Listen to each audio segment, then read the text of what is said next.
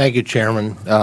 Soon, actually weeks after I came to Congress, I had a meeting in my district office in Bellefonte, Pennsylvania, and the woman that I met with described her entrepreneurial aspirations and really a unique and innovative startup company she created. And while our company was growing, there was an unfortunate setback that had her doubting the future of her business. It was brought to my attention that the Consumer Product Safety Improvement Act, which passed unanimously in the 110th Congress, as a result of lead contaminants in children's toy, had unintended regulatory consequences that placed undue restraints on everything from the product development to expansion.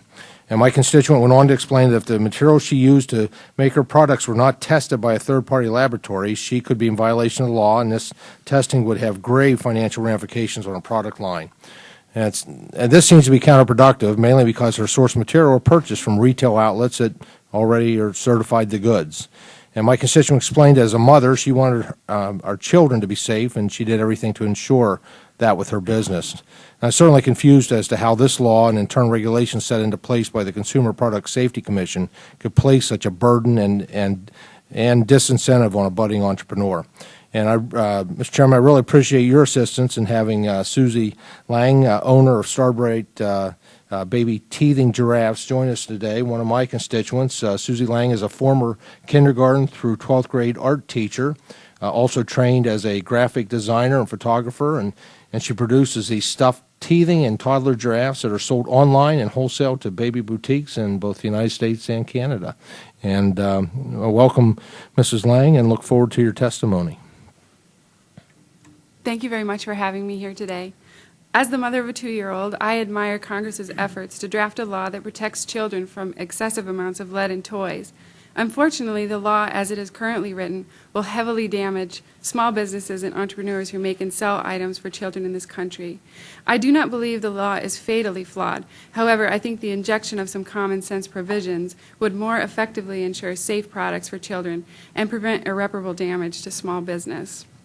The reason that I'm giving my testimony is because that I, along with several business owners, are afraid for what the CPSIA means for our business and the important amount of income it brings into our families.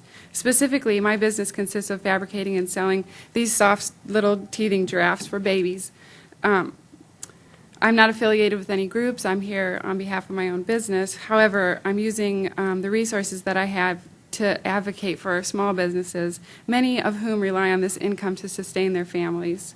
A few of the major problems that this law presents to my business are unit testing, the tracking and labeling requirement, and the fallacy of assuming that everything is toxic until proven safe. Unit testing is cost prohibitive for many small businesses, including my own. I make very small batches of these giraffes, usually about 10 per fabric choice. I also make one-of-a-kind and custom items for my customers using their own fabric or fabric from my collection.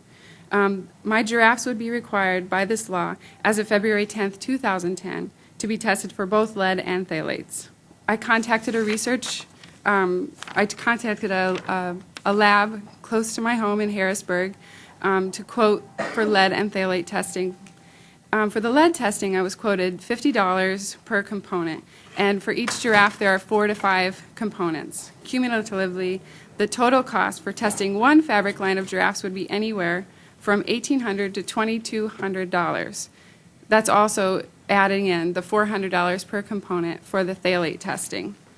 My giraffes usually sell for about $14 to $18 each, depending on the kind of fabric that I use, and the added cost of testing would add an additional $180 to $225 per giraffe. For a one-of-a-kind item, the price would have an additional $1,800 to $2,200 price tag tacked on to a $14 charge. This is extremely cost prohibitive for my customers.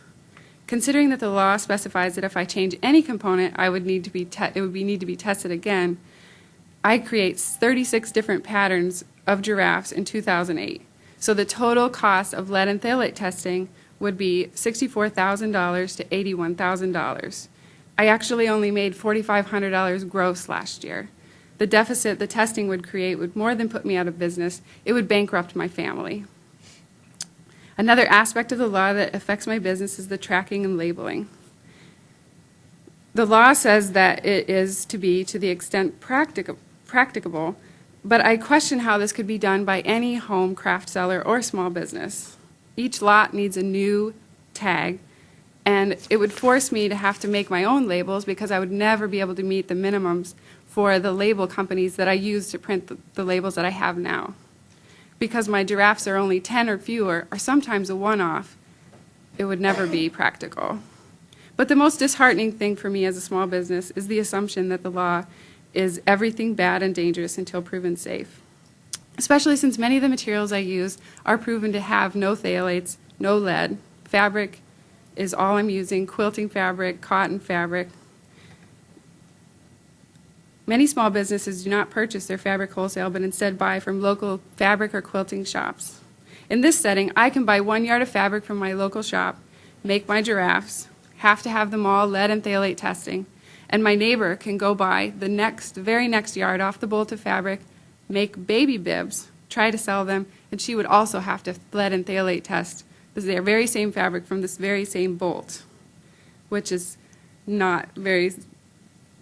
pretty much nonsense.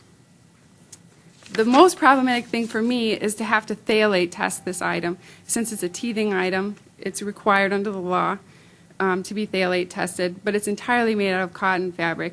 When I contacted the lab to get quotes, they asked me how they would have to be able to do this, since the CPSIA said to grind the toy to get a sample to test. But there's no grinding on a fabric giraffe. I don't think he would survive. There are so many unintended consequences of this law that thousands of small businesses and crafters will be put out of business in this already tough economic climate. Thank you very much.